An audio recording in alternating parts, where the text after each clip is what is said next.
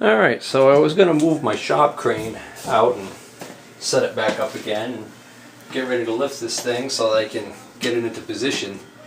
And then it occurred to me that probably the best thing to do would be to just wheel my toolbox here that I've got this supported on, wheel this right over into position, get it lined up pretty close, and then use the elevation of the knee up or down to get the perfect alignment to put this together.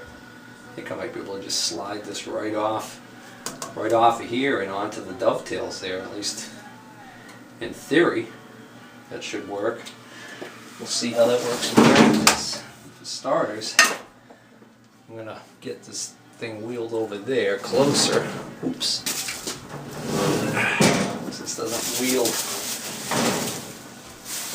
super smoothly because it's got a lot of weight on it.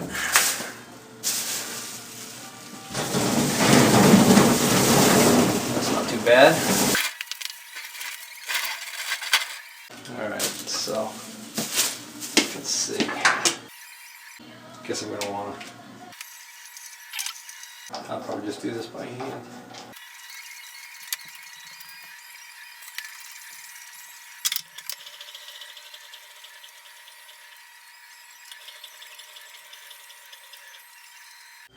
Alright, so the first thing I got to do is put the jib in. I already cleaned that up ahead of time. And this jib, just like all the other jibs, has this slot down this end here. And we got the two screws, the locking screw on this end, and then the adjusting screw on this end. Now the adjusting screw has this washer or spacer that actually fits right in that slot. So this is going to go drop onto the slot, and then down this end, this adjusting screw has this big spacer that when it's tightened will push on the end of that and lock the jib. So this is clearly the thicker end of the jib over here, and that's the thinner end. So unfortunately, I think it would be a lot easier to put the table on from that side. The problem is I don't have room to maneuver this over there between. My boiler is about 4 feet off to the side there. I don't think I have the room. Well, we'll try it from this end, and if it proves to be impossible to do it from this end, then I'll have to just move a bunch of stuff and see if I can't just squeak it in there. My pedestal grinder's right there too. That's kind of heavy and it's in the way. I'm probably going to relocate that though. Haven't settled on the exact footprint of my shop layout yet, but I know that the pedestal grinder is probably going to be moved out of this area completely. More on that some other time.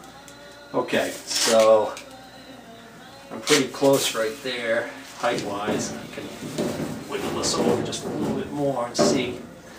Alright, go down more.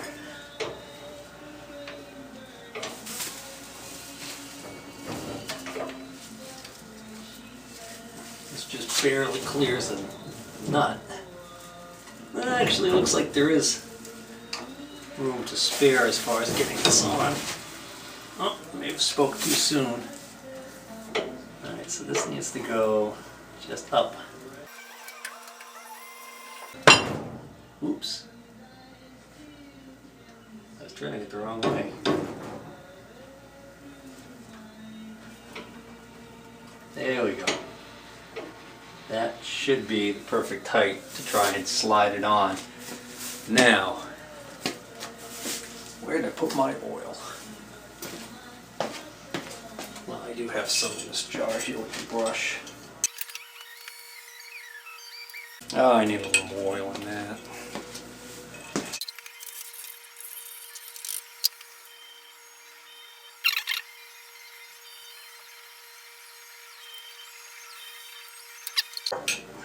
Let's give that a shot.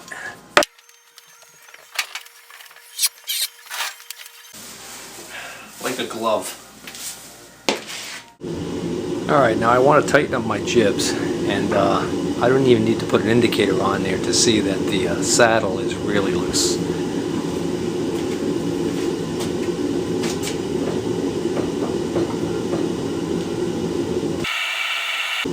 turn this, I can actually see the jib moving in. I've got the back one, the lock, loose.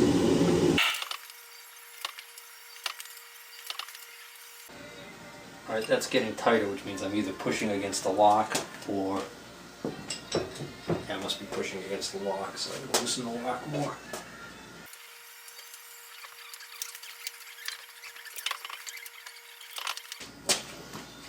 That was really loose.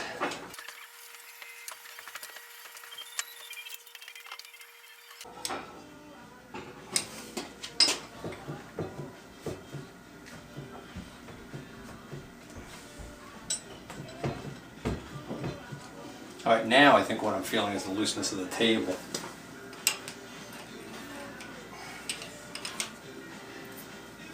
I think I better back that off. I may have gone a little too far.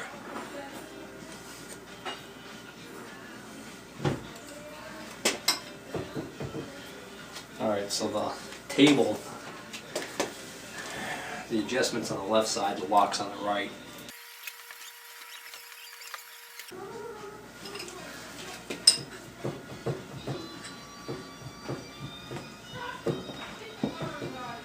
I think now I'm hearing the I think now I'm hearing the knee.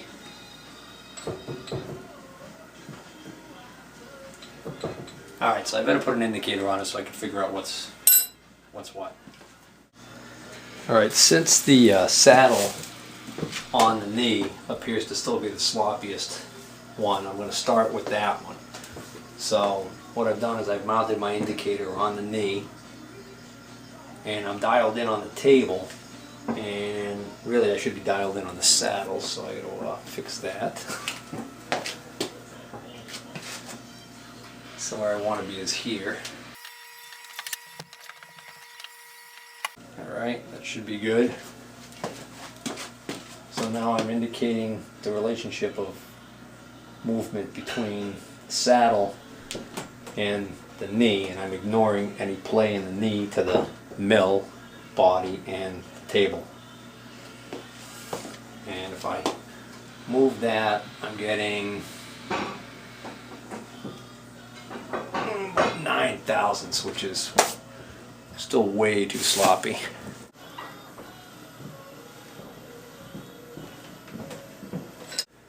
Well guys, it's actually early the next morning, Sunday morning, and we've got company coming over today, so I really am not going to have much time, so I got up extra early so I can come down here and fool around with this thing. I got my morning cup of coffee.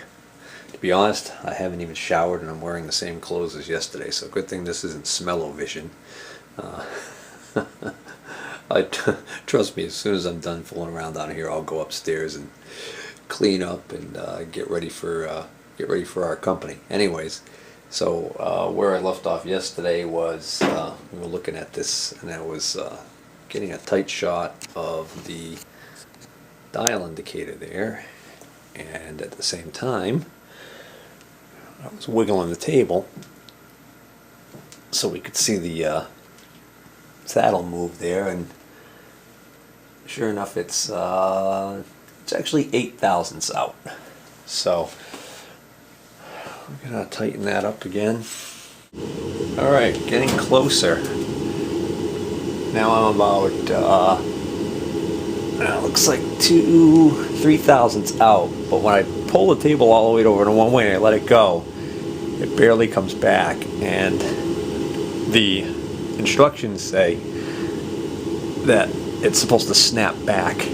So we're still a little too far out as far as being over. I think it's 1.5 thousandths is the max, and also the fact that it's not snapping back tells me I need to go a little bit further with this adjustment.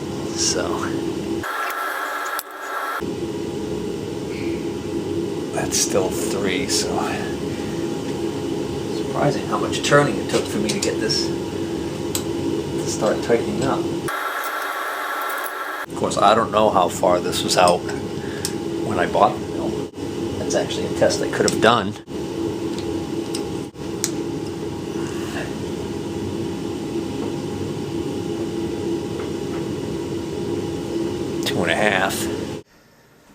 Alright, well, I had gotten it pretty close, within a couple thousandths, and then I slid the table out further and tried it again, and it was back up to like 3.5, 4 thousandths. And there's a couple reasons for that. Sliding the table out further towards me gives me more leverage to push on it. Longer lever gives me more torque on this saddle area. As the mill was being used during its lifetime, probably a lot of the work was concentrated right here in the middle of the table, so it did a lot of this right here near the middle, and didn't do a lot out here near the end. So consequently, almost all of these used mills will have less wear at the extreme ends of the table and more wear right near the middle. This table has a series of holes that were drilled here, probably accidents, telling me that there was probably a lot of drilling work done right in this area. There's one stray hole way over here, but the majority of them are right here.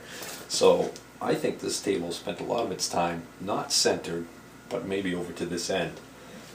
And so now I'm getting, I just tightened it up again, now I'm getting 1/1000th of play at that location. If I slide it out any further, I still get 1,000th. If I slide it back towards the middle, I can actually feel it seems like it's looser there.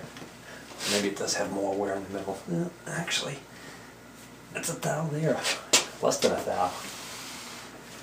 Alright, so now I gotta flip the indicator around so that I can see it from this side. Table over here, I get more torque on this end.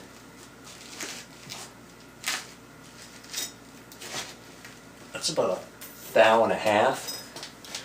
So I'm going to give it one little more tweak, and then I'll call that good for now at least. Yeah, alright, so with the table way over towards the left, I'm getting about 1/2 right now, and then with it over towards the right, I'm getting just about 1/1000th of play there in the saddle. So I'm going to lock down the rear locking nut, and then move on to something else. Probably the knee. That was actually up against the lock. Just check and make sure that's it. Unfortunately, I didn't realize it, but I was up against the lock. The locking screw, you have to keep backing it out. What happens is if you're tightening that and you start pushing the jib up against the locking screw, the jib can deform and actually trick you into thinking you've gotten it tight enough. Because when I unlock that, I'm actually at about 2,000th. So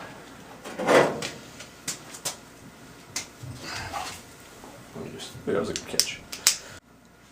Oh, yeah, I don't know why I was talking about the wear being different when I slide the table one way or the other. That would be on the table jib. I would be seeing that. I'm doing the saddle, so ignore everything I said about that wear issue. I mean, it is true that there's typically more wear in one section than the other, but that shouldn't be changing this. See how that looks. I'm still at, let me see. Let's zero this.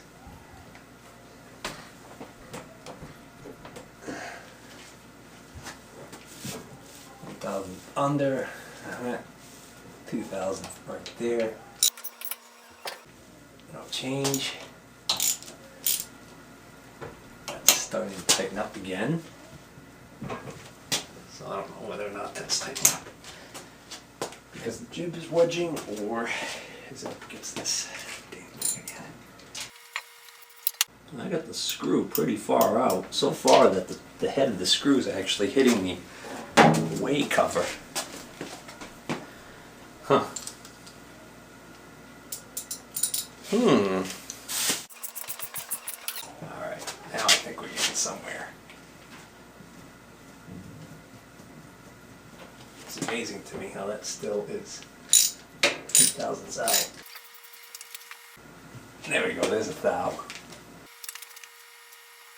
Alright, so that's 1,000 right there. The only thing I don't like is that it still doesn't snap back like the manual says it should.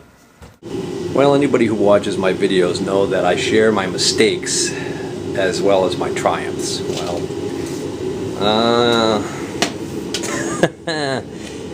I just keep pushing that in over and over and over. Something's not right, because what I've done is I've pushed this locking screw out and bent my wiper cover. And the only way that that could come out that far and bend is if I've completely unscrewed that screw from the little metal spacer that's supposed to be pushing on the end of that.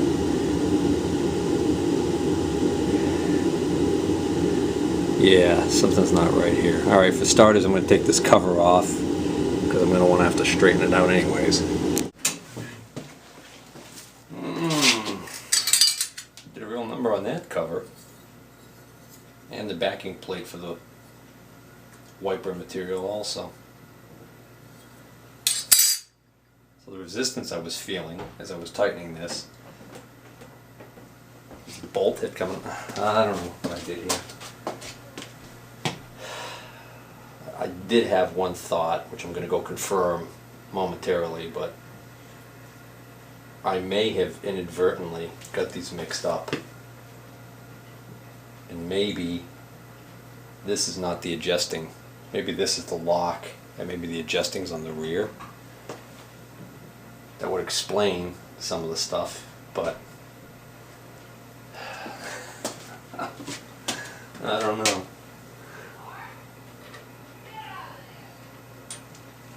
Yeah, the fact that I just pulled that out completely tells me that that is the stop.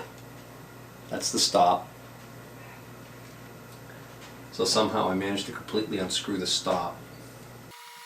Well, I know how I managed to unscrew the stop. I managed to unscrew the stop by unscrewing. I think the problem I'm having now is understanding why that got pushed all the way out, unless the jib is pushed way too far in. And if the jib's pushed way too far in, why the heck did I have to push it in that far to tighten it? Could this thing have been that badly worn? I mean, I could still see the scraping marks on top of the ways there for the saddle, on top of the knee. I mean, that right there is, it's about 1,000th, and it is snapping back now a little bit. But the question is, will I be able to screw this back in far enough to put the cover back on? Well, one way to find out. No, it's not going in far enough to screw in. Alright, so what I'm wondering now is,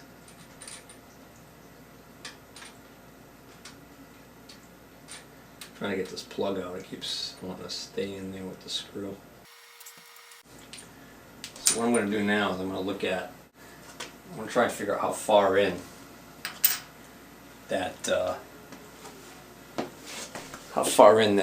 jib is from the edge. Alright, I'm on the back side of the mill now, and unfortunately that's the end of the jib right there. And the distance from the end of the jib to this edge right here is about what the spacer is right now. So that means the head of the bolt is way the heck out here, if I install it that way. So that jib needs to be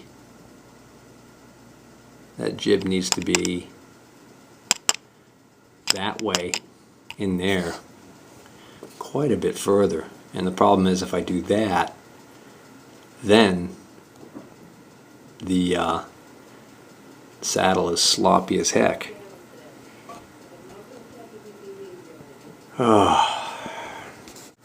Oh yeah, I mean, looking from this end, I've got the jib in so far that the locking handle for the saddle right there wouldn't even work.